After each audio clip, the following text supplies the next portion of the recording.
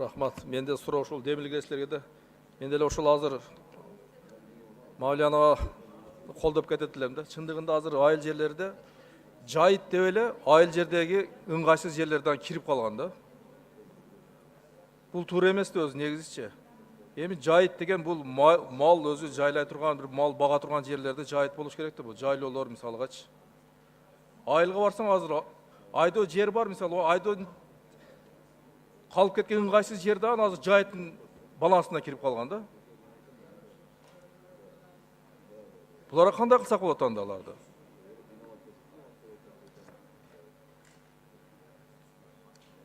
Эми Зиядин Исламович, сиз айтып аткан жерлер ал ошол айылдын четиндеги жерлер, жайыттар, айыл четиндеги жайыттар.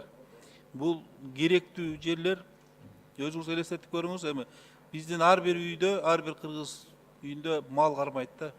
Эгерде ал жайыттарды жок кылсак, эртеге ал жерден мал айдап өткөнгө да болбой калат. Мындай да айтып атпаймынбы? Мен түшүндүм. Мен суроо болуп атпайбы? Азыр айылдын ичиндеги кичине жер болсо да ошол жайыттын жерине кирип калганда эчтеке жок ал жердечи. Ушундай жерлерди чыгарышыбыз керек да. Жайыт дегенден кийин мисалы мал жайыла турган жерди айтыш керек да мал. Андан тышкары мейли. Экинчи суроо.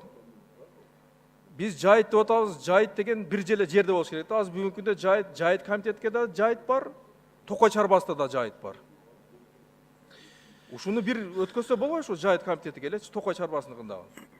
Эми бизде Зиядин Исламович Токой кодекси дагы бар. Ошо Токойго кирген караган жайыттар ошо Токой кодексинин негизинде жөнгө салынат деп жазылган. Ошон үчүн аны башкаруу ошо Токой чарбаларында турат.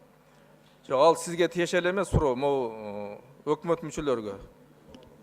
Зиядин Исламович, бул жерде сиз туура айтып атасыз. 9 миллиондон ашык жер бул жайыт бизге карайт дагы, 1 миллиондон ашык жайыт Токой чарбасына карайт. Бирок Токой чарбасында Токой жок жерлер деле ошол Токой чарбасына кирип кеткен. Аны ошо көтөрүп эгерде жайытка өткөзөбүз деп көтөрсө болот. Аны бул жерде өзүбүздөн эле эметет. Туура, эми Токой чарбасы менен сүйлөшүш керек да. Жайыт дегенден кийин бир жакта болуш керек да. Жайыт дегенде эки тарапта болгон, бул болбогон иш да, булчу мисалга.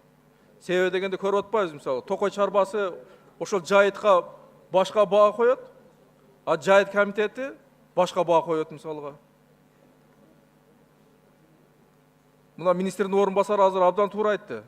Токой чарбасында ошо Токой жок эле жерлер ошо Токой чарбасынын балансында турат да, ошонан жайыт кылып өздөрүнчө алар берип жүрөт бүгүнкү күндөчү. Пайдаланышат. Бул жерде азыр башында айтып кетпедиби, жана гипрозем аркылуу инвентаризация жүрүп атат да бардык райондордо. Ошо гипроземдин инвентаризациясы бүткөндөн кийин биз өзүбүздүн сунушубузду берелик. Эгер Токой болбогон, бак тигилбеген ал ошо Токой чарбасында биз бул жерге көчөттөрдү отургузабыз деген мааниде кармап жүрүшөт. Бирок аны арендага берип атышат азыркы учурларда. Ошон үчүн аны да маселени көтөрөбүз. Жок, ошо Токой чарбада эми Токой эле болсо, ал Токойдуку болуш керек. Жайыт деген болбош керек да Токой чарбадачы. Ошону сиздер үчүн, сиздерге ушул мисалга тапшырма, ушул сунуш да. Ушу Токой чарбасы менен сүйлөшүп, ошол өкмөт тараптанчы өзүңүздөр бир пикирге келишип, ошондой кылсаңыздар болбойт.